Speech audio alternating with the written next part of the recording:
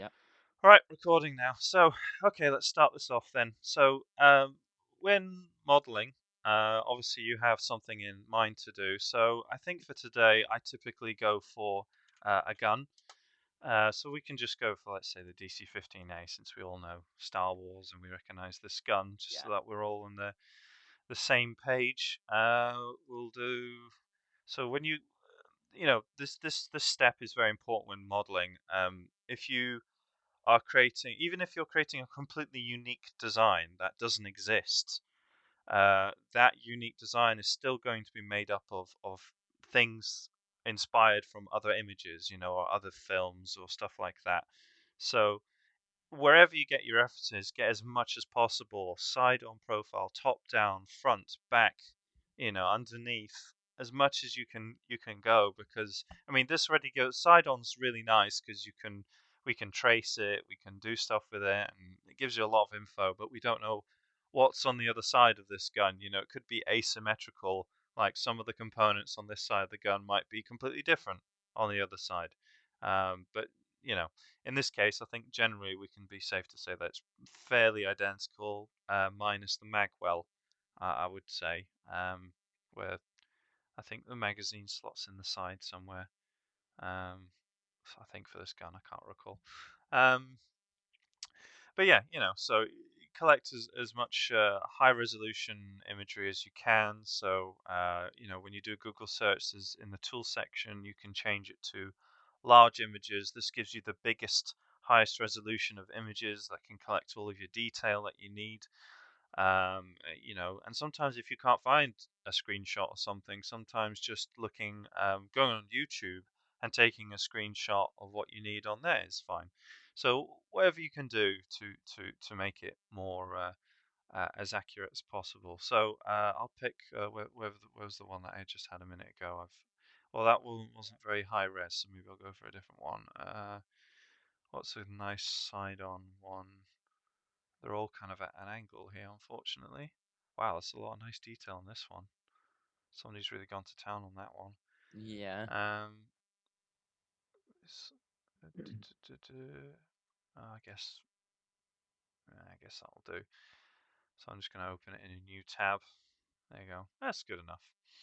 Yeah. Um, so obviously, when we're looking at any objects, whether it be a vehicle or a building or a weapon, um, you kind of break it down to simple shapes. So looking at this, obviously the barrel is a cylinder. This other part of the barrel is a cylinder. We've got another, like maybe two cylinders here for the grip, and then a couple of boxes that have been stretched out for the top, and then you got a couple of bespoke, unique shapes, like what's on the front here. And maybe the pistol grip is also a box as well, but it's also kind of sculpted out to make this nice smooth grip. Same with the fishtail stock, and the other boxes here, and there's another cylinder piece here. So it gives you immediately, setting your mind to how you want to model it, breaking it down to the absolute bare minimum shapes, or 3D objects you should go as possible is the best way. So, right, now onto the actual Blender itself. So, I'm just gonna do this off the cuff because we're just gonna learn the buttons today, and I'm going to show you all the basic tricks that you need to know, and this will let you model anything you can imagine effectively. So now we've got it open. Actually, I should probably do a new. Whoops. Yeah, I went too quick because I'm doing muscle memory. So obviously, when you do new, you can hit general, and you should be greeted with this screen. So you've got like a camera, a light, and a cube. So the first thing is we're going to do is navigation. So navigation to help go work around our. This is a viewport. This screen, that's what they call it. This 3D window. It's a viewport. So to navigate your viewport, you hold middle mouse to rotate your view, and then you hold left shift and middle mouse to pan your view left and right. Yep. Okay, and then scroll wheels to zoom in and out. So a combination of all three of these is what's going to help you look around and navigate around your object or your model or your thing that you're making. Okay. Next is selection. When you're selecting an item, obviously you can select things in your scene, and you can see the little highlight box for each. Sorry, the color of it changes when you see it's been highlighted, which is great. So now you know that's selected. But also you've got this, what do you call it? Scene collection list, I think they call it, in the top Yeah. right of your screen. So that obviously lists every single object or item, whatever you put in your viewport, all listed on the side there. So when you have a very complicated model with thousands of objects, and you're going, oh, I can't find left nut 32. This is a great time that when you label things, let's say this cube, and I'll call this Revan's cube, or Revan cube or whatever. I double clicked and I typed in it. So now this cube is like logically labeled. I mean, labeling doesn't really matter. It's more for your organization how you want to find your stuff, so that when you have thousands of objects potentially, you can easily track things down. So I can either I could find it in the scene, and it could be lost and buried inside like a vehicle. Oh, I can't find it. Well, okay, that's fine. You can either find it in the list here and click on it, and you'll notice that it'll highlight in the scene as well. So whether I click it here or I click it in the list doesn't really matter. It's like two different ways to do it. Um, you can also search for it. So if I type Revan, oh look, it's searched for my item. So when you have thousands of objects, labeling it can very quickly help you find what you need, and you can organize it into folders with. There's a little plus sign with a box in the corner, and you can go, okay, I can name this, like call it bits and pieces, for example. I've terribly spelt that, but that's fine. And I can click and hold my cube and drag and drop it into that folder, so that it kind of sits in there, and it can help like organize everything that you need. So that's just more of a personal thing. You don't have to do it. There's people who just leave their stuff. They don't label it. They just leave it into a mess, and that's fine. And people work like that, and that's totally fine. But if you want more structure to help, then that's a way to do it. Right, so what is it? So we're going on to selection. So what we're going to do is I'm going to do a left click and drag to do a drag selection. You probably are familiar with it with a couple of other softwares, but I'm gonna select this light, and then I'm going to hold left shift and select the other light. So I don't select the box, because I don't want to select the box in the middle. So it's a way of separating my selections. I can hit delete, so we'll remove the light and the camera. So hitting delete on the keyboard to literally remove your object. Also, when you do a mistake, don't worry, Control Z is your friend. Yep. If you accidentally delete it, Control Z undoes your last action. I believe Blender has, I can't remember by default, it's either 10, 20, 30 undo Yeah. actions are available. I can't remember how far it goes, but there's a There's also limit. another way. If you go to edit, you can also undo there. Undo history, yeah, that's You correct, you could, can. yeah, you could, yep. Any Yeah. history you need to do. Yeah, so you can click on the whichever point in history that you want to bring it back to. But there is a limit, so I can't remember how many Yeah. times. So if you mess up for too long and then you want to go really far back, forget it. Yeah. It's not going to happen.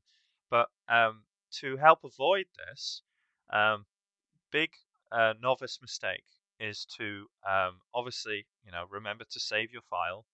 um, so you do a file save as, and we'll save it in a reasonable place.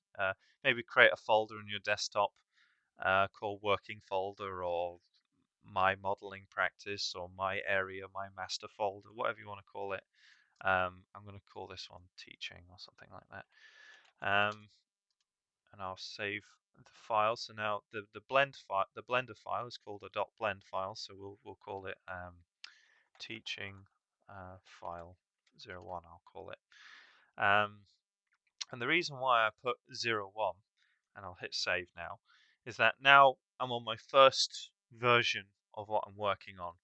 And the reason why you want to do this, because some people, it's again a novice mistake, is to work for dozens of hours on your vehicle, and you put so much detail into it, and you're saving the file, and then, oh crap, one day you have a power cut in your house and your PC turns off, and then as it could happen in the middle of your saving, auto saving, whatever the hell happens, and it corrupts your file. You've lost all those hours of work. So rather than just saving the one file, I recommend saving every 15 minutes. Try and make it a habit. Put a timer on your phone or whatever you want to do. Just try and make it a habit of Control S. Just remember that hotkey, Control S, Control S, or do it. And some people do Control S every minute. They do a certain action, then they do save. All right, doing it, and then they save again. You know, is you can never save too much. Yeah, um, so rather than just saving the one file over and over again, we're going to go save as. So every now and again, I recommend every hour or however many times you want to do it. You can see that there's a plus and a minus sign here next to the save as. I press the plus sign, you can see there's a little 02 that appears now. And if I save it, you can see in the top left corner of your screen, it's now saved as 02. So the reason why I say this is that when your file does corrupt by accident, because it can happen with modeling software and it doesn't have to be a power cut, it could be any other reason. It can just be a glitch or it just breaks. It happens very rarely, but it does happen. Then you don't have to lose so much work. So if I have like 30 versions and the version 30 corrupts, then I can just jump back to 29 and I will have only lost 1 hour's worth of work rather than 30 30 hours of hours. work. Yeah. So just keep saving it like that. And when you save, I recommend put a backup, especially if you're doing a lot of modeling. If you're kind of doing it, passively, then you can save it all on your computer. But if you're very precious about it, save a copy on an external hard drive connected to your computer USB stick or a hard, external hard drive, whatever. Or if you've got a Gmail account, Google Drive is free. Drop it on your Google Drive account. If you don't have it, I can give you a Google Drive area for all of our working models that you can just drop in there. Google Drive is constantly backed up, so even if your whole house catches fire, you won't lose a single piece of your work. So, um, good news is all the skills that I'm teaching you, you can actually make a career out of, and you can go into 3D printing, you can go into architectural design, product design. You can do like a side job from your main job and just earn money on the side with modeling for doing things for games or for mods or for Arma 3. When I teach people the skills how to mod for Arma 3, take that skill and advertise yourself, and you can make a side earning of a couple of $100, whatever it is, a month, or if you get really good, turn it into a full-time job, because that can happen too. Anyway, now you know about saving. So back to the modeling. Enough of me fucking waffling on about rubbish. So I've deleted those two cameras now, and I think the next step will go into the move tool. Yeah, so we'll click the cube in the middle of our scene, and on the top left of our scene. By the way, is everyone keeping up well? We all good? I haven't really Yep. gone Yeah. Yep. tools. Okay. So we've got the move tool, we've got the rotate, the scale. Don't worry about the transform; it's kind of a universal one. So the move tool, very self-explanatory. You have all three axes on the grid. If I click the arrow, the corresponding color for the arrow, it will only slide on that axis. On the Y, I think that one is. This one should be the X, and that one is the Z axis, up and down. Now you see these little colored squares in between all of them. They basically say, okay, I can move locked in two different axes. So if I press this red one, it will lock on the Z and the Y. So it'll only slide sideways like this, so that you might want to do that when you're placing like several bolts or rivets or nails into the side of a metal panel. It's quite handy so that they're all at the same level. It's quite a handy tool to have. And yeah, you can do it with any of the corners, so it depends. Rotate, again, self-explanatory. Each of the colors rotate in different directions. The white circle on the outside is like a free. Whoops, no, sorry, I'm getting that wrong. The inside circle, can you see it's like a grayed out sphere? It's kind of a bit hard to tell, but if you click and hold that gray sphere, this is like a free rotate. Quite dangerous. I wouldn't use it, but if you're doing some kind of organic modeling, like making a tree, then you might want to use this kind of tool or things like that, or some kind of very uniquely shaped gun or something. Um, Now, with rotation, I could just free rotate and go, okay, I want to turn this by 90 degrees, but it's so fidgety, I can't tell if I'm exactly 90. No problem. You see the top left of my screen whilst I'm holding left mouse button, you can see it says rotation 90.32 global. That's in degrees. So obviously I'm 0.32 off, 0.66 now, off perfect 90 degrees. If I hold control, is it control? Yeah. Now it's snapping. So I'm holding left control and left mouse, and it's snapping every 5 degrees now. So then I can very accurately rotate something 90 degrees or 180 degrees or whatever I need to do. So you can be very precise now with your rotations. Okay, that's rotate. Scale is another one. So scale, quite obviously, in every direction, it allows you to scale what you need. So if you want to make like a thin metal sheet or something like that, then there you go. You've got your shape for it, and you can do it in any direction. Same with the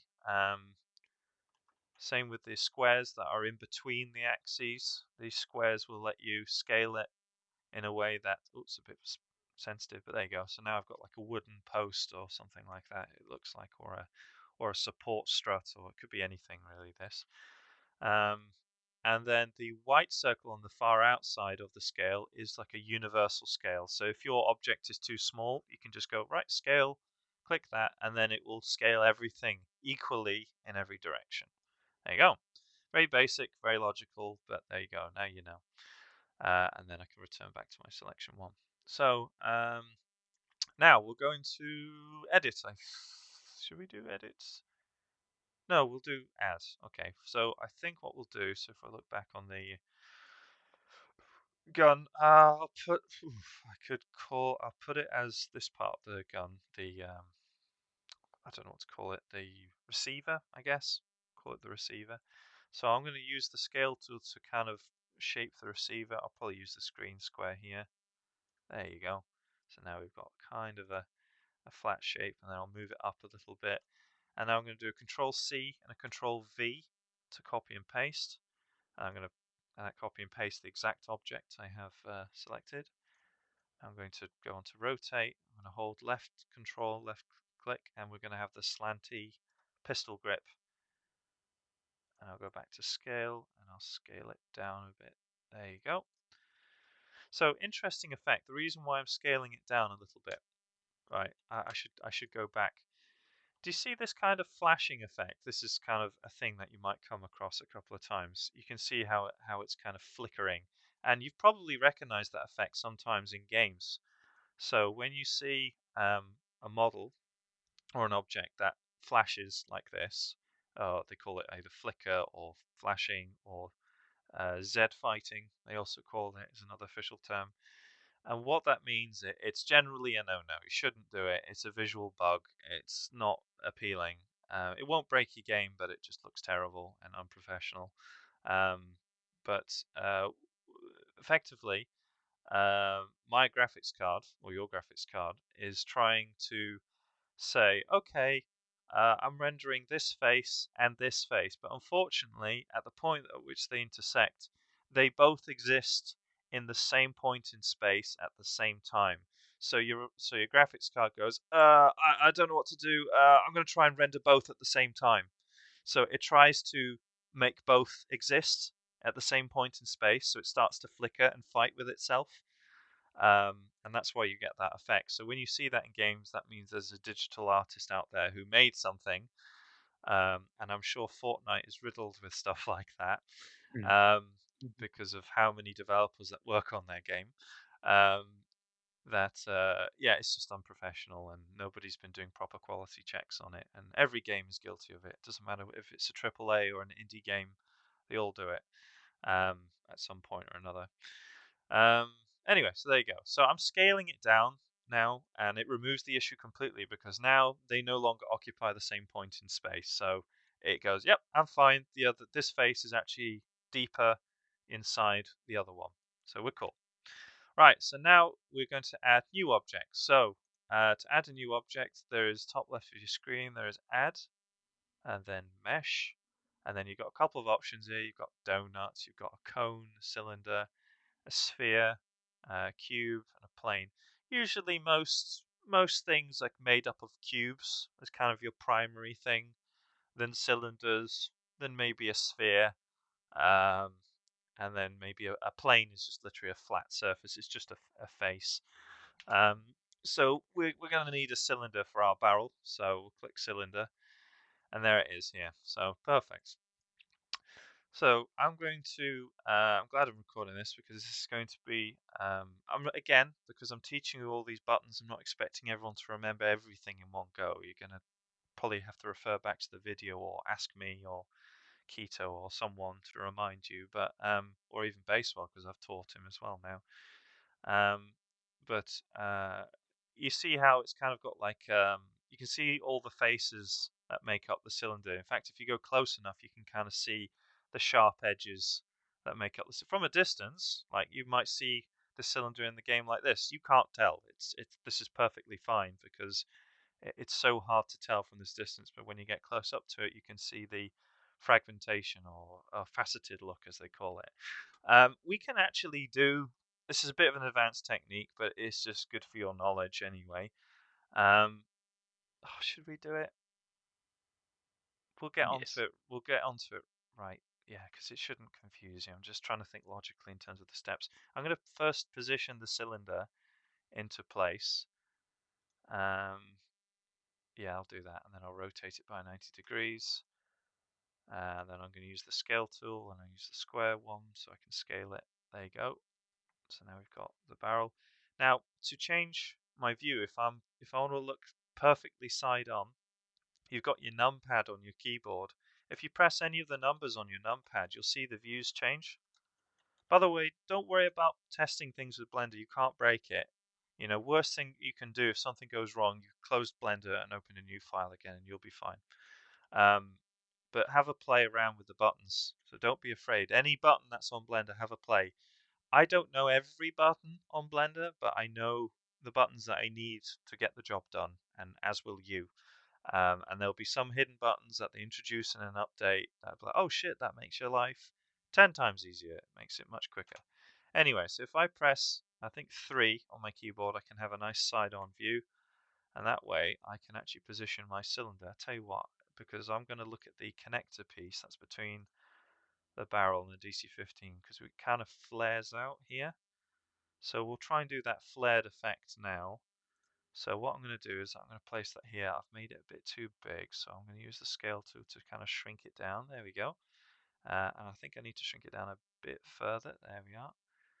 And then I'm going to slide it back so it intersects a little bit with the other object. Lovely.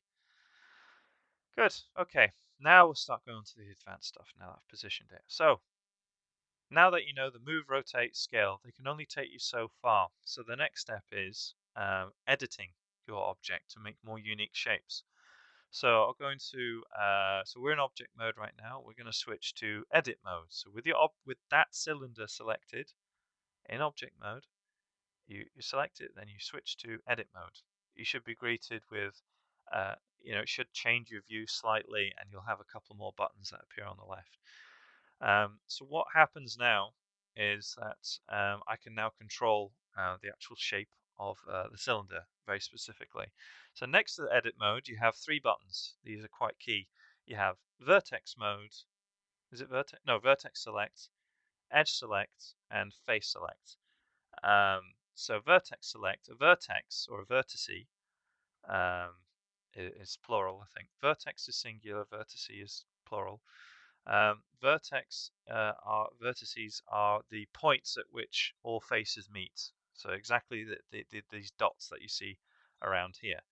So again, now that we've got the move and rotate tool, I can actually start playing around with the shape now and start having different effects. So I can actually select multiple of these vertices, and you can actually create like a, if this was the end of a barrel, it looks like a bit like a what do you call those, like shotgun barrel muzzles that you can stab people with. Well, I forgot what it's called, like a muzzle at the end. You can start Weapon. doing, huh? I got to go AFK for like 5 minutes. I got my food ready and I need to talk to my mum. if I miss anything, I can go over the recording. Okie Luckily, we are dokie. recording. Yes, yeah, I'm glad I'm recording. So yeah, Yeah. you can find out what we missed, what you missed. Yep. Sorry.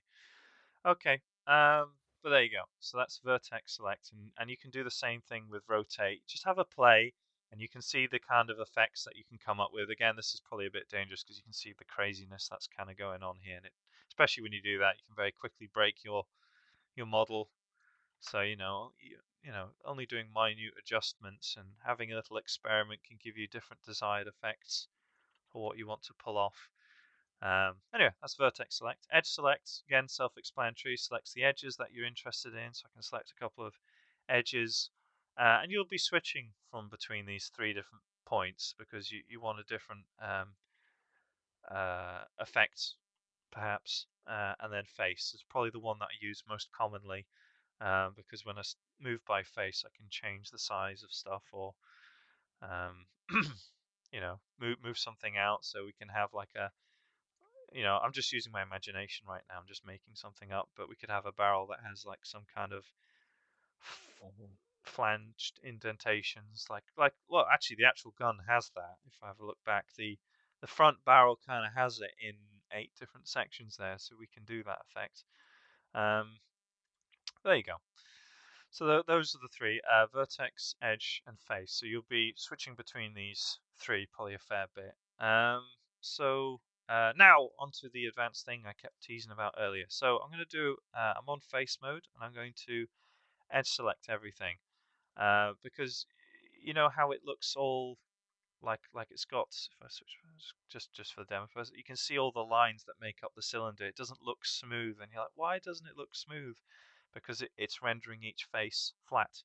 So to make it render it smooth, this is like a game engine trick. This is an optimization thing in games that they do to make things look more detailed than they actually are.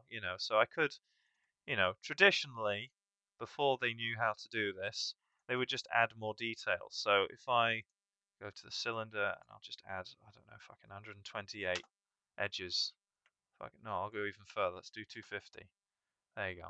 So now, oh look, it looks super smooth now. You've got a nice smooth curve because we have so many faces. Well, having more faces is more of a performance drain on any game, including Arma.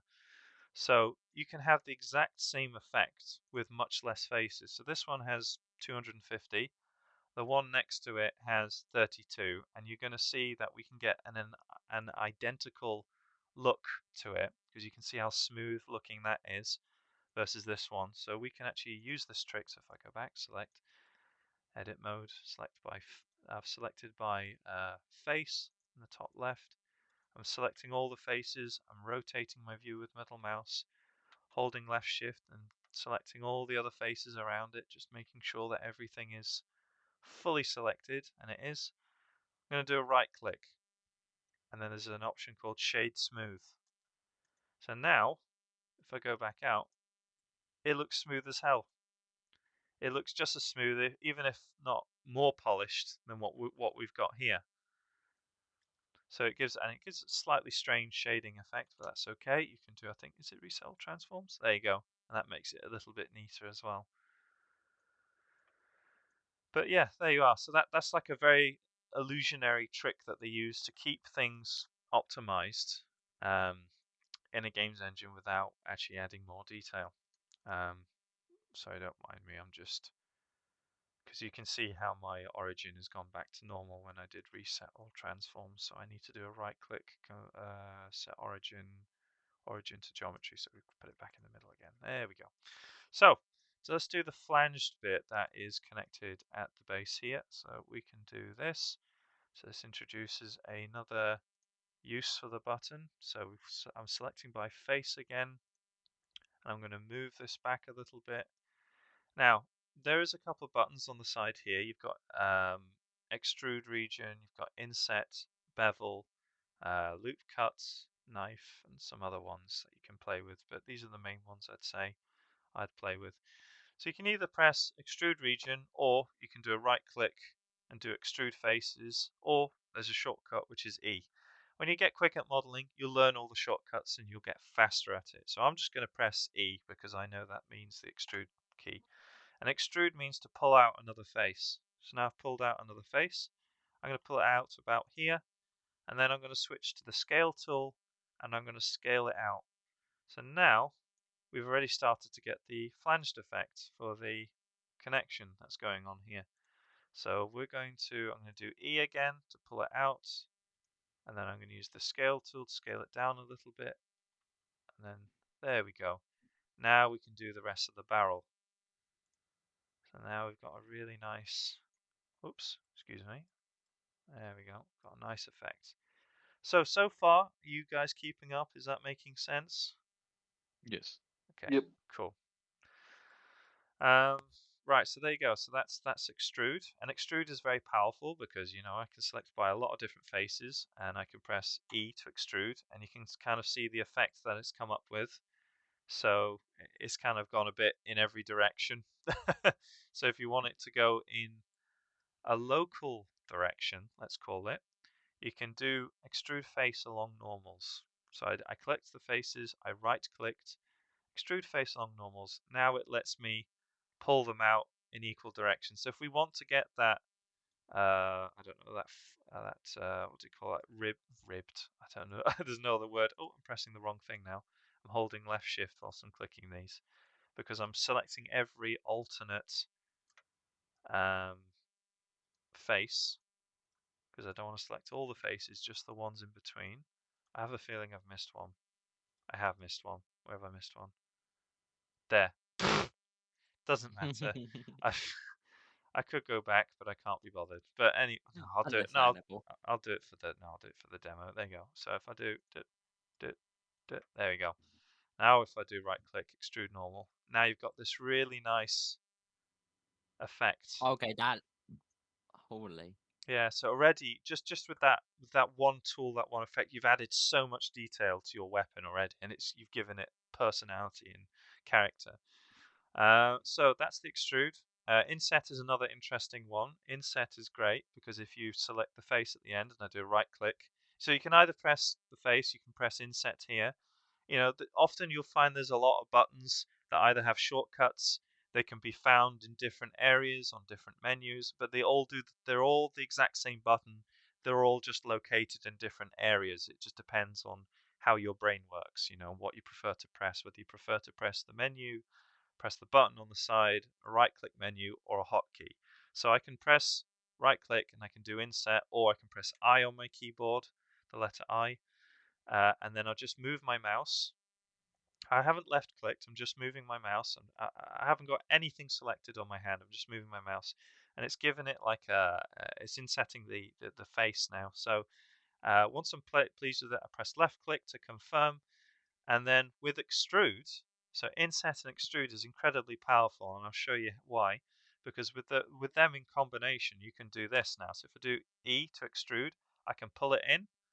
Now do I again to shrink it, then E to pull it out, and then I again to shrink it in. Oops. Then E to put it back, and so on. And now we've got a really interesting end of your barrel. For example, no, I know we've gone totally away from what's going on here, but it's to demonstrate the power of the tools and what you can do with it. But there you go. So and again, Control Z, I can undo all the actions that I've done to get up to this point. So yes, I'll do E. I'll go. And what's interesting is that for a barrel, you don't have to necessarily go all the way. Often what they do with guns in games, they kind of go part of the way in, and then in the texture, they'll just paint it black, that face, because then it looks like it's a deep hole, because you don't know when you look at it in the game. Or we know it could Yeah. go to the void. Yeah, exactly. You have absolutely no clue. So, but again, get creative with it. I'm just clicking this because I'm curious about the result. But I'm just clicking these faces by holding left shift. 15 PS, Yeah, aka yeah, you could literally create a new weapon. So let's do this. Yeah. And then I'll do E. There you go. Now I've got a nice spiked end to your barrel. If the shot doesn't kill it, you can stab it into someone and blast. That looks Boom. cool. Like a blunderbuss. Now you can Yeah. stab at least Cool. 18 flies.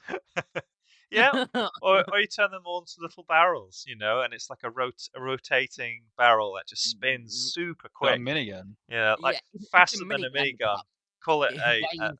a um a mega gun or whatever the fuck, and it fires at 10,000 rounds a minute or something. It's like Oh it's like a no, beam. he It's like a turns it beam of into bullets. pistol. He turned it into the pistol silent disruptor Yeah, rifle. yeah, exactly. Um, and we can, and I've just done it with the cylinder, but again, we can do it with any object that has a face. So we'll do edit mode. So you know what? I think general rule of thumb, because it's good to know when you're modeling. I tend to. You don't have to do this, but in the top right of your corner of your screen, um, there's a little button that says statistics. That opens up a little thing on your left of your screen here. Um, and that just gives you how many objects, vertices, edges, faces, and triangles you have. Now, Wait, where did you do that? it is in the top right of your screen where it says Okay. overlays. When you when you don't know what a button does, usually if you hover over it, it tells you a hotkey or how to use it generally, or the name of it at least, and then you can Google it. Mhm. um, But yeah, so you press that and press statistics. But I also want you guys to press face orientation. That'll turn it blue. And the reason why this is very handy is that what it tells you is that basically every face has a correct direction and a wrong direction. This is the correct direction when it's in blue. When it's in the wrong direction, it'll be in red. So if I move my camera right inside this object, you'll see it's all red apart from the blue there, because I think we're Mm. getting a bit of intersection from the pistol grip. I think there you go. You can kind of see it at this angle. So when it's red, that means it's in game. It will be invisible. You'll see right through it. If it's blue, that means light can hit it, and М? it will be a solid Možda object. se tamo slobodno slušam frenda da neki uči neki. Oh, sorry, I thought you were talking to me, Clean. That's what I thought. Like, I'm Yeah, like, what? yeah, What are you saying? that's all right. Hey, sorry, I thought that was muted. Fuck. That's okay. Don't worry. Um, Happens. so when it's so if you're modeling your weapon, and I'm just going to break it for the sake of it. So the Z fighting is a bad thing, and this is also a bad thing. So don't worry about this. So if you see this happen, and you go, oh crap, by accident I've managed to flip one of my faces the wrong way. Don't worry. Go back to edge mode for that object. Select it. Select the face. Do left Alt and N for neighbor on your keyboard, and there's a button that says flip, and that basically just flips it back to the way it's supposed to be. And sometimes you might have to do that. Generally, you should be okay, especially if you model the way I've been teaching you today. It should generally look blue, but modeling it in blue will help you make sure that it's all facing the right way. Now, the statistics in the corner show you a couple of different things. So the triangle counts. So when you're 3D modeling, I probably should have started with this. How haphazard my brain is. This cube is made up of 1, 2, 3, 4, 5, and 6 faces. In terms of game terminology and VFX and films and all that kind of stuff, these faces are technically known as polygons. You may have heard that before, possibly in like dev videos on trailers and gameplay footage and shit like that. Yep. A polygon is a general term for a face of an object that could have any number of sides to it. A quad, so that's the general term, is a polygon. A quad is a polygon with 4 edges to it, or 4 sides. So 1, 2, 3, 4. A quad is fine. A tri, as you can guess, is a triangle. That means it has 3 sides. So if I just turn this face into a tri, I'll just click that. Does it triangulate face? There you go. So now this face is turned into 2 triangles, and that's healthy. In fact, Arma 3 converts all of its models into triangles automatically because it's just more optimized and easier to read. That's why it does that. But generally, when you're modeling, if you can help it, try and keep all your faces 4 sides. So this barrel is fine because you can see when I go back into edit mode, all these faces, this has 4 sides, that has 4 sides, this face has 4 sides. We're all good here until you get to this, where this face has probably 32 sides here. So the game engine normally would triangulate it and turn them all into little triangles like that to make it readable, because it only accepts quads or tris generally. That's the healthy way to do it. So if you find you've got a face with more than 4 sides, I suggest triangulating it. Do that at the end. You can do that at the end of your modeling process, though. You don't have to worry so early. If you have more than 4 sides, it's called an n-gon. So 5, 6, 7, 8 infinite sides. This is called an n-gon. And an n-gon is a non-renderable polygon. And it's not advised, it's not optimized. It will often break older engines, or it will it will shred to pieces or become invisible, you know. But there you go. Now you know what they're called and what polys are. So when games artists, they model a gun, a character, a vehicle, a building, they are given a budget. They say, listen, you have this many polygons or tris to build your object in. If you exceed that, then you're going to have to remove some details because it's going to hurt performance. Because don't forget, when you're modeling a gun, you're not only making it appear once in the game, but you're possibly making it appear up to 100 times in armor, because you're going to have 100 units using the same gun. Or if they die and they drop the gun and you're spawning more units, then you're going to have maybe 300 guns in the game, like 200 are on the ground and 100 are in the hands of enemies or players. So very quickly, however many polys that this gun is, so it says 800 tris, I should say, times that by 100, then that's the amount of tris that the game is going to try and render. And that's on top of all the other objects, the body armor, the buildings, the terrain, the trees, the plants, the animals, vehicles, everything that it renders on your screen, the thousands, if not millions of polygons. So doing your best to try to optimize that. So if you have a gun that ends up being, because I recommend a gun generally should be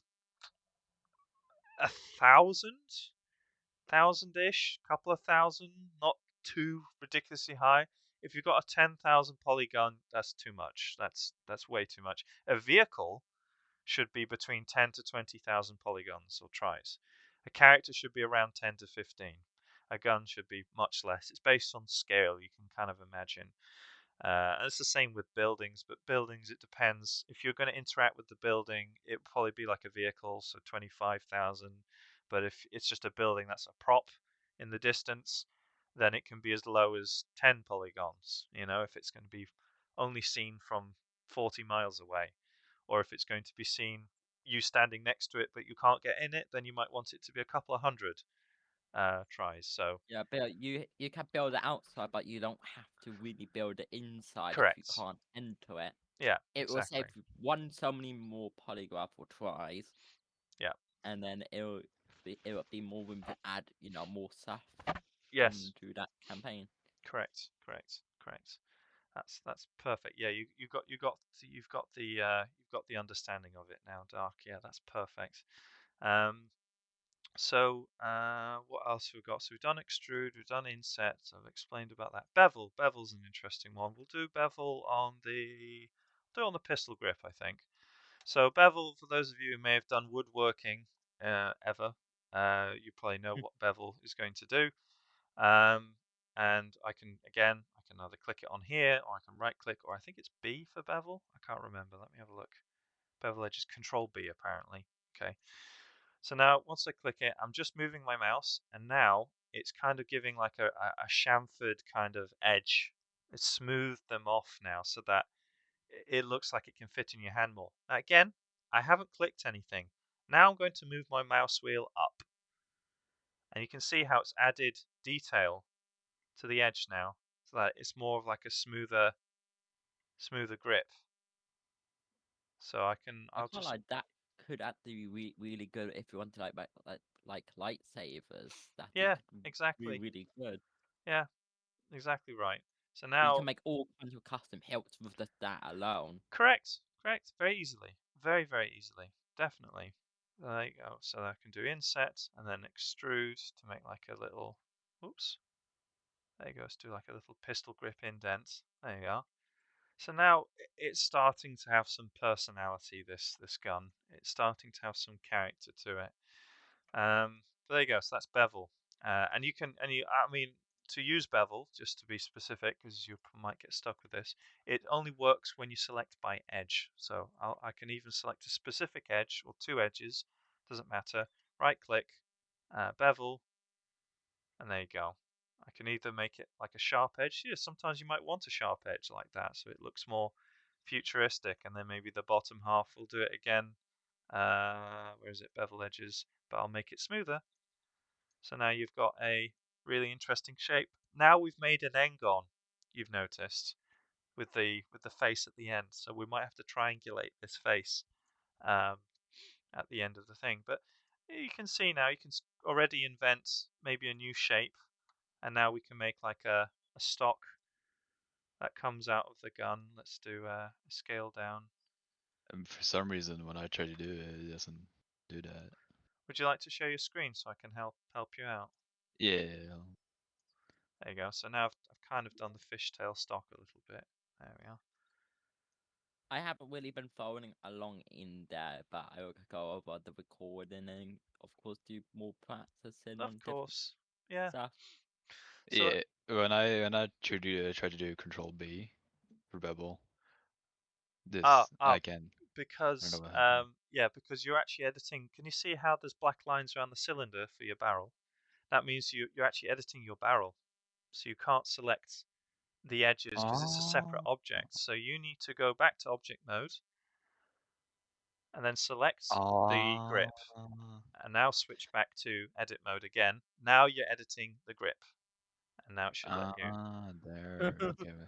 Get Yeah, Oh instantly Jesus. like there you go. So it's quite sensitive. And then scroll wheel up. There you go. You Oh, got it. fine. I really needed to know this because I was actually making a weapon. I was like, how the hell do I do the barrel? weapon. I have a very important Oh, question. thank God.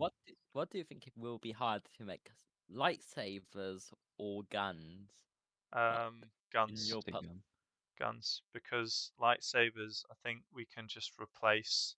We just swap the model for what That exists.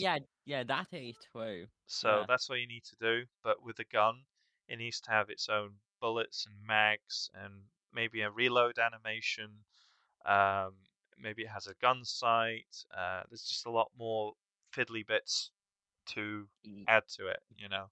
Yeah, Um, that makes sense. which is why I was able to do the knife so easily for the 187th, the little knife, because it was just an object replaced. A knife is like a lightsaber. It just fits in the guy's hand. That's it, you know. Yeah, that is true. So because when you cut people up in armor with a sword, the blade is not actually cutting it. It's the invisible bone inside the blade is what's actually it's not. I think it must be to a degree that yeah, like the collision inside it is what's interacting with it. So you could technically have a completely invisible. You could have nothing in the player's hand, and you could still do the melee animation. You know, if you remove the model, and it would still work.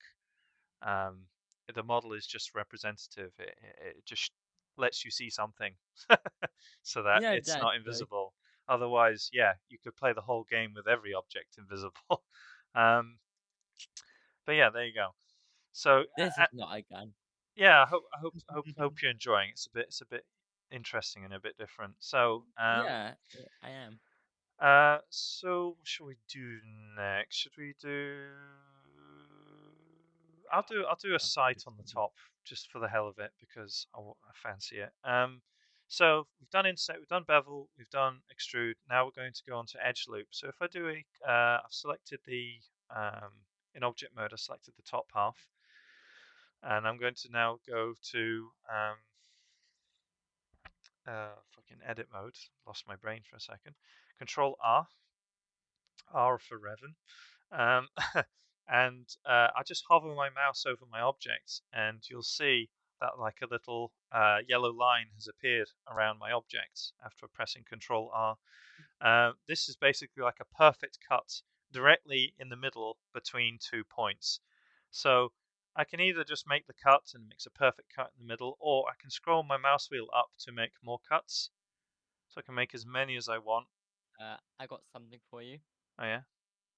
Yes, let's make a high poly fest called Weapons PP that I suggested in the unit Yeah. suggestions a while back. Yeah, I saw that.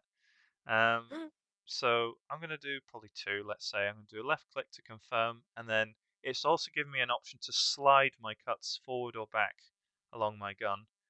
So I'm going to position it a bit forward, then left click again to confirm a second time, and now I have my 2 cuts where I want them to be. And I can, I don't know, do this. Let's do, oops, I don't want to do poke. I want to do inset. There you go. And do you know what? I might even go a bit further. I'll use the scale tool. There you go. So now we've got, now I'm going to think very carefully. Tell you what, I'm going to do something a bit unique. It's a bit crazy what I'm doing, but this is to show how far you can take it. I've put 2 cuts in it. Excuse me. My throat.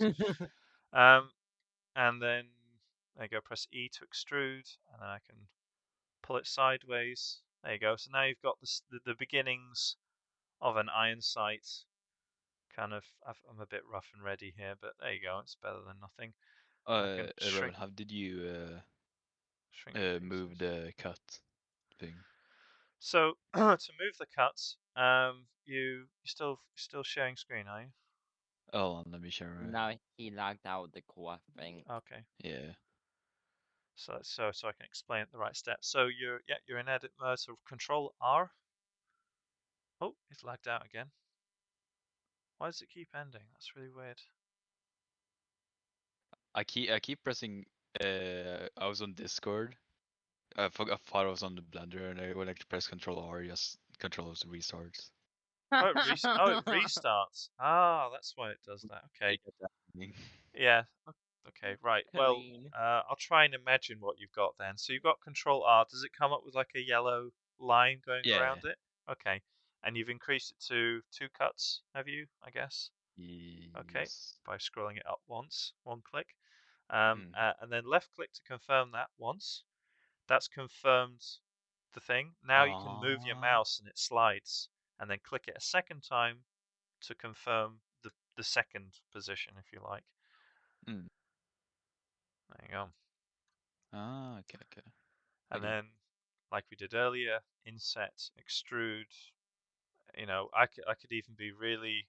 Oh, I just thought of another idea here. So we've got a really sharp edge. Let's use bevel again. If I use bevel, we've got a nice smooth edge to this iron sight now. We might want to do it on the inside as well. But yeah, have a play and you can see how powerful and how far you can take some of these buttons. And sometimes you can see, you know, you can go a bit too far with it and it can't handle it, you know. And it's the only way you can learn its limitations, really. I think that's good. So that's 4 things you know. So inset, bevel, extrude, and cut. That's probably what's going to get you all your complex shapes for what you need. I think we can start going on the really advanced stuff to help cut corners. Should we do? Thinking very carefully now. We could do a Boolean, and then we could do. Oh, mirror. Actually, this is a favorite of Keto's. Keto's uses this a lot. AFK again. I need to nip to the bathroom. That's okay. So Keto uses this a lot. So let's say we want to do. How would I integrate it with this gun? Let's say a double scope. Oh, no, I've got it. A rail mount. So I'm gonna quickly add another section to my barrel, and I'm gonna add a rail to the front end of it. So, oops, that was not right. Let's do a quick inset. There you go, and then do that. I go back here. By the way, I've been naughty. I should have done a save. So I'm going to do a file, save as, press the plus sign to make 03. There you go. Good. Now I won't have lost too much work. Yeah. You know, if I want to be really safe, let's just do it again quickly and do a version 4. There we go. I'm going to hit extrude. There we go.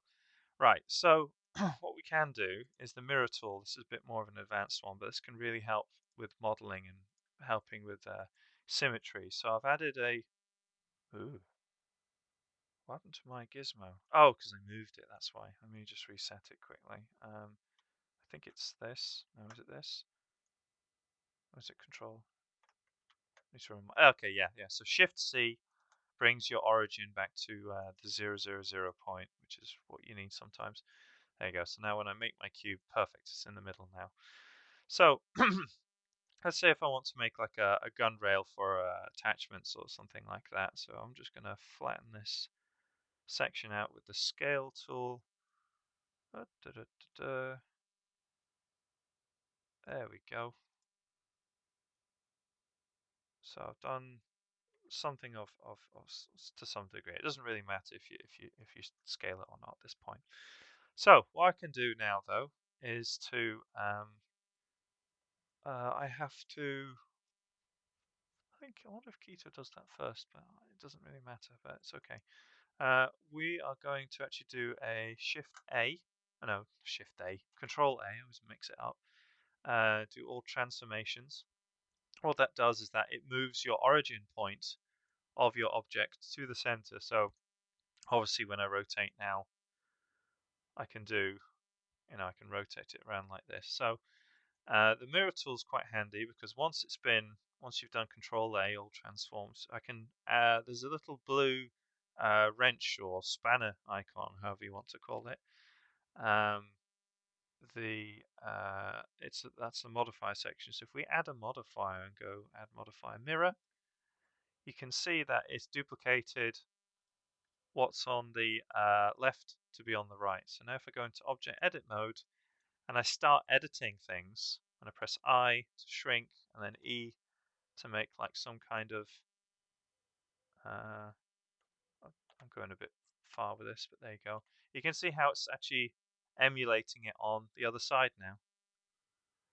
So now you can have a perfect mirror image on the other side, so you don't have to worry about positioning it. So that's kind of handy. So that's quite good. And then once you're happy with your work, I think you can go back to Edit Object Mode, and then there's this little box next to the camera, and we just apply, or it's Control D to confirm. Is it Control D or is it Control A? Sorry, Control A. Oh, what? But I did Control A. Why is it not? Oh, I'll just hit Apply here. It's easier. There you go. So now it's its own object. And do a right click, bring the origin to geometry, so it's in the middle again, and now I can move it around quite easily. If you, how could we? There's a variety of things. There's array. Array is another very powerful one. Again, quite advanced, but you might find a use for it. So if I the one we've just done now was mirror. Now we're going to do array. So if I do Control A for all transforms, brings it back to origin. Add modifier array. What it does now is that oh, do I? Okay, I didn't actually do a rounded one. That's fine. What it does now is you can play with the different directional factors here and then change the count. I can now have a repeat of my objects over and over and over and over again. So if you have like a chainmail or a bridge, I don't know what's going on here, or some paneling that you're repeating over and over again, this can very quickly help you out with what you need, and you can do that with any objects you've got selected. So that's quite handy. I won't apply it because I don't see a use for it right now. Okay, that's array. So array is quite handy. Let's do Boolean. I like your funny words, Magic Man. Oh, hello, Dustle. Ah. Then where is? Yeah, fuck it. We'll do Boolean. Boolean should be fun. So let's say Should we go even more advanced with it? It's not really that advanced, but it's where's the text? There used to be a text thing. Is it add text? Yeah, there you go, text. Let's say so if you want to add text to your gun, let's say like it's been embossed, engraved, or some kind of production signature on it, you can do it like this. Ideally, you wouldn't for a game objects. You would do it all in the texture. You would just leave it like a flat face. But I'm just showing you the power that you can do with it. But this would be probably way too much detail. So I've done add text, and I think there's a little A symbol on the right of your screen, which allows you to edit the text. Where is it? Font. Text on, is that the one? Text on curve? No, it's not it. There is a way to type what you need, and I've forgotten which section it's in.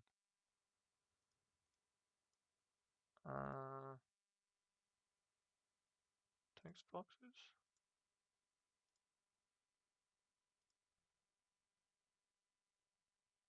Trying to remember now. Shape, fast, texture space. I mean, obviously you can play with some of the settings like the depth and make it like a bit 3D. A bit fat and chunky, and add some smoothness to it, so it turns into like really fat bubble text if you really wanted to. Just probably leave it flat though. I'm really lost. Where the hell is it? Paragraph, spacing, alignment. It should let you type in it. Add text box. Do I have to? It's not been edited. I'm going crazy here. It is on the right font. Text on curve. Okay, happy. No? Okay, I've literally forgotten how to use this tool, or they've changed it since I last used it. That's annoying. Wait, where did you find that to add text to? That is, like I said, I don't recommend it for low poly guns for games. Just probably avoid it, but it just shows you the power of it. But add at the top of your screen. So instead of adding a cylinder, you do add text instead. For the life of me, do I have to like type it in, or no? I'm doing all the scale thing by accident. Or is it in here? Do I rename this? No, but that's the name of the file, I think. Or type it in this and do a happy. Have they changed that? If I type happy. Okay, yeah, that's just the name of the file, so it's not going to edit the. This is really throwing me through a loop. Well, that's a bit of a shame. It's not the end of the world, but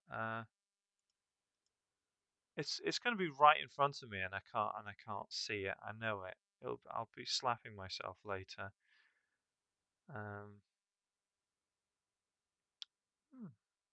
No idea. Maybe it's under a modifier, or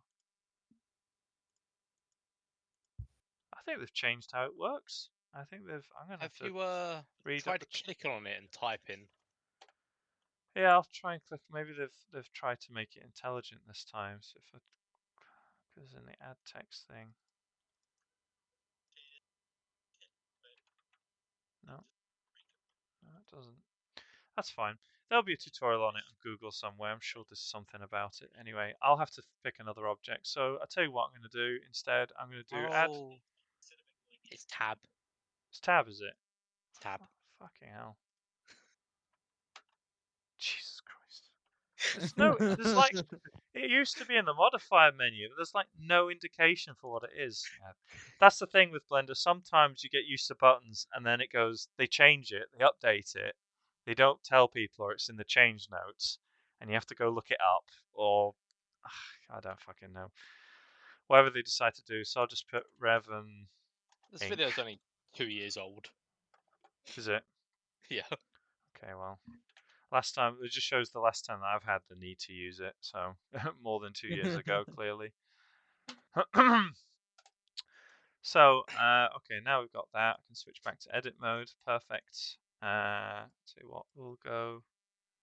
Oh shit! So you can actually switch it to edit mode like that. Oh, okay. I thought you would had to convert it into a mesh first, but okay.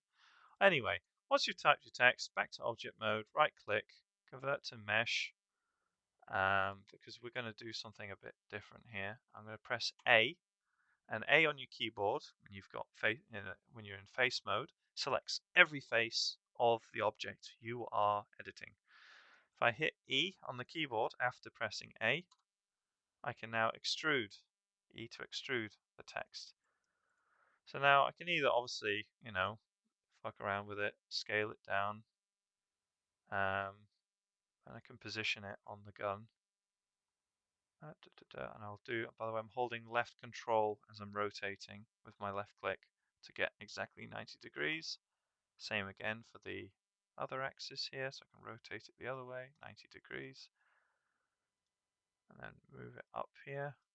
So now obviously you can have it embossed, which means it sticks out of your gun, which is quite a cool detail. Again, way too much detail for a game engine, completely unnecessary, unless you're doing like a massive prop, like this gun is on top of like a gun shop building or something, and this is like a billboard with the site with the name of the shop on the front. Then okay, I get it.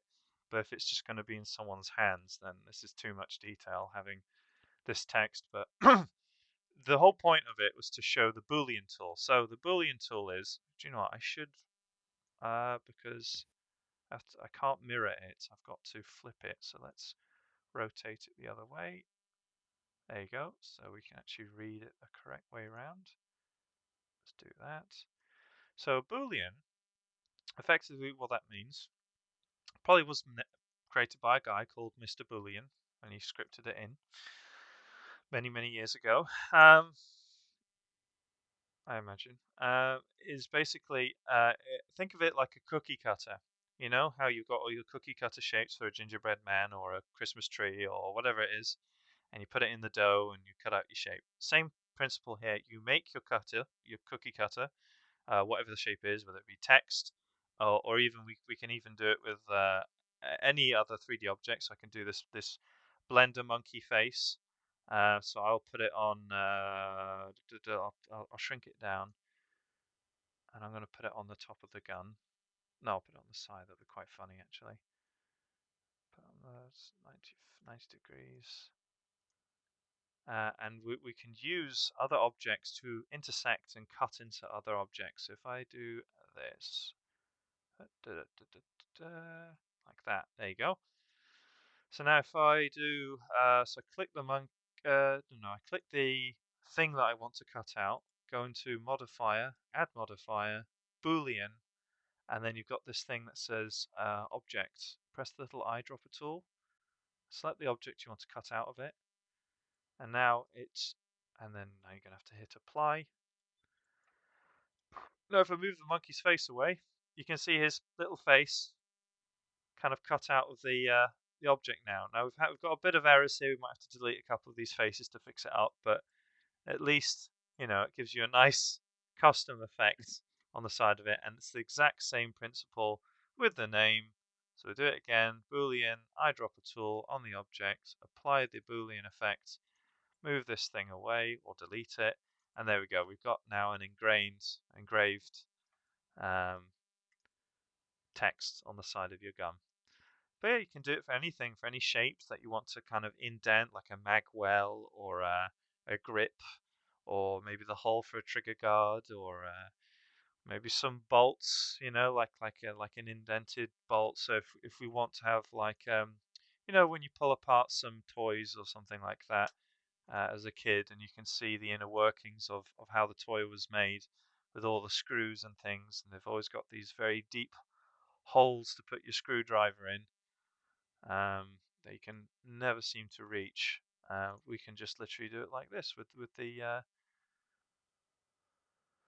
this. In fact, I'm going to make it into a row. So let's do a combination of multiple tools here that I've just been teaching. Let's do an array. So I've got a cylinder, I've shrunk it down. Let's do an array, I'm going to change the direction of the array to do, let's say, 2 in this direction. No, I've not typed 2 properly. 2, please. There you go. Increase the number to like that. There we go. Now you can do it however many you want, but I'm just going to go 3 because it looks logical. Apply. Now they're all one object, and again, go to Boolean, hit that, and now you can probably guess what's going to happen now. If I move the cylinders away, whoa, whoops, I've switched my mode by accident. Whoopsie daisies. There we go. So now we've got 3 neat little holes in the top of your gun to place your beer in or something. Cup holders. A gun with a cup holder. There you are. So I think we've pretty much covered everything. Oh, we could do a strap. I could show you one more advanced thing, and then I'll leave you alone because your brains are probably quite full of information. So the last thing I'll show, and thankfully we've got this recorded, so we can actually you can review this again in future or ask me. But if we do add curve in Bezier, you get this little line here. And what we can do now with this line is if I rotate it 90 degrees and then rotate it again by another 90, about here, there we go. And we can just do kind of a bit of a free rotate on that, doesn't really matter. I'll put it on the front of the gun. We're going to try and do a strap for the gun, a floating strap. Or you might want to put some like cloth, or if you want like to put a ghillie wrap on your gun or something like that, you can do this. So we'll make the strap go from the gun handle to the front of the gun, let's say. So, oops, I missed a step as I was doing it automatically. So to edit the length of it, obviously you have it selected, and like with the objects, you go select the object in object mode, then you switch it to edit mode, and then you can control the vertex at the end of the line, the spline as they call it. You've even got these 2 little anchor points here. You can actually mess about with them to change the curvature of your line, you know, how far you want to move it around. You know, if you want to make your strap droop a bit, then you might want to mess about with these extra lines. You have to first select this one, then the one at the end, and we can make it droop a bit so that it's like a strap that's really hanging down. Then we go back to object mode, and then we're going to go into the data area for this. It's like a little green line icon to represent it. Scroll down the menu until you find depth. I'll put 0.01. Too small. Let's try 0.03. Yeah, that's a bit better. There you go. That's quite good. And we can even change the resolution of it so we can make it like a sharp angle thing. And it's already smooth already, so you can't tell. We can fill caps. Because what fill caps does, you can see this is the resolution, so it increases how smooth your rope is. So you probably want to keep it as low as that, because from this distance you can't tell in game. So and the fill caps button is what closes off the ends. Once you're pleased with it, and by the way, if you're not happy with the shape of it, you can still mess about with it. You can edit it so it changes the flow of it, so you can mess with it. You can even do a do you know what, we can even, I think you can, if you right click, I think you can add a point in. I can't remember. Where's it here?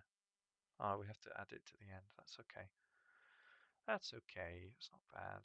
I'll just readjust this, and then I'll just do another. Pressing E to extrude another one. There you go.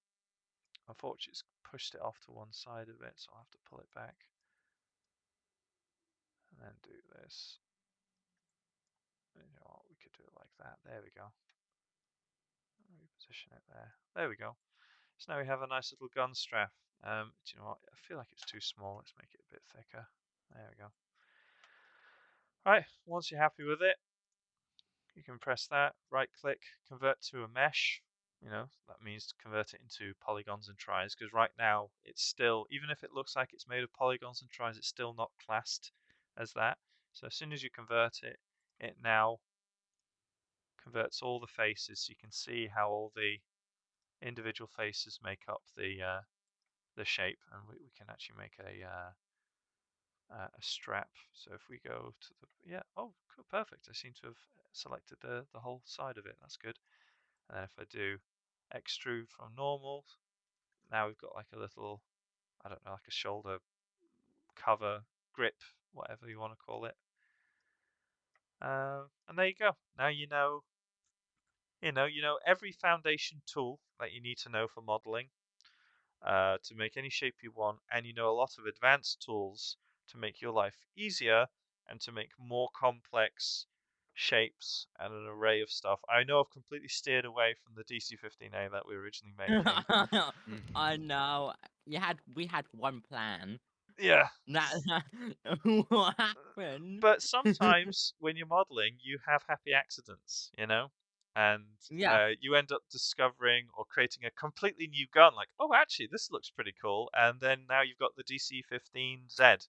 It's the new Yeah. variant. It's whatever you want to call it. It's your gun. DC-69 420. the yeah, the Bro, DC. it's made of alien pistols. So when are we going to Yeah. start making Minecraft dirt blocks? Yeah, you can No. make Minecraft blocks. Go for it. Yeah. Yeah. In fact, there is a software literally, Shay, for your info that you can. It's not even a software; it's actually a website. Any model, I 3D don't model want that it you now. got, any 3D model that you Sir, got, wait, that's you illegal. put it on the website, and it will turn it into Minecraft blocks for you automatically. It'll like shred it up into little blocks, so that saves you time. Thank you. I think Shay just has one thing to say. Mm-hmm. Look, we found dust up. An absolute spanner. We found dust Oh my up. An God. absolute spanner. That's so good. Anything else I need to cover? Has anyone got any questions for those who've been learning how to do this that you're struggling Nope. on or you want to know? I looked So- up a video and just gave up instantly. Well, you weren't here in the beginning either. I know, but then I looked up a video while he was talking. I thought I can't be asked for this. That's okay. Don't worry about What it. I want is extremely difficult to make. Oh, that's fine. With enough people, you can make like different parts of it and put it together. So someone could, let's say, if it's a vehicle, they can work on the wheels. Someone can work on the barrel, the It's cockpit. only a Halo armor, Yeah. the most difficult one to make. A it's Star like a Wars SOS Halo crossover, is it? No, I just really like the armor. I thought it was on about the Beyonce song. No, I'm on about the Helios grill armor. So I know you guys have got other projects that you had in mind. So Clean, you wanted to do, what was it again? The Minecraft. I can't remember what it was now. 7 you. MG. That's okay. Don't 7 you, mate. You. Too funny to be 7 you. So what was it again, Clean, that you were working on? I can't remember now. That you wanted to work on. It was the initially. MG. MG. The MG. Yeah, the MG42. Oh right, okay, yeah, that was it. Yeah, okay. Well, that's a good project just to start yourself off with, and we've done that. I know Zuda was doing something for the unit. It was something to do with I'm the. doing all comments. I'm not gonna lie, I wish I'd learned Yeah. Blender properly because I got forced to use Maya in college for modeling. Yeah, same. I mean, Maya's not that bad. It's Oh, just I It's nearly fine. got I would taught have Maya. preferred to use We Blender meant to because a lot learn more people Maya, use but it. then I got taught Blender instead because our teacher thought it was more universal. Yeah, Blender I well, see as being more popular. Yeah, I mean it's it's free. It's a lot of companies are adopting it now, and I thought Blender was free. it is Blender free. is free. Yeah, Blender is free. yeah. No. But other softwares, like Mm. Autodesk stuff, Yeah, it's all thousands Everything of dollars. else isn't free. Yeah, Yeah. just ridiculous. I Really, think Blender's a lot more powerful than the other ones as well. it's flexible. I would say because they have their own power in their own rights. These other software for very very specific things, though. But Yeah, Blender just don't is- like the community. Yeah, I mean, Blender's just the most flexible because it's so easy to script for. So people make their own tools, and then Blender buy the tools and then add it to their next update. So, like, literally, I'm sure 60% of Blender is probably made up of stuff that other people have used outside of their company that they've just bought and just added in. Yeah. I recreated the So- TARDIS in Maya. That was pretty sick. That is cool. That is cool. I just wish I did the interior. I still could, but it was pretty sick. I wonder Well- if I got the photo anywhere. Well, there you go, guys. Now you know how to model. I'll give you all the modeling tag. So if you Hey. want to Yay. model something like a weapon for yourself or for the unit or A your own massive schlong for projects, your character. or make some shit for your own character, or a structure for an op, or even for your own little base that you want on the server, like oh, I want to build like a awesome Wookiee house that I live in. You know, you can build that now. That's a good one. Yeah, what the so as you did that, I'm going to make you know a hot house come black. God. I can make a lot of noises. Make anything Most you of it's want. you just saying, "Uncle, stop." I like the recording now.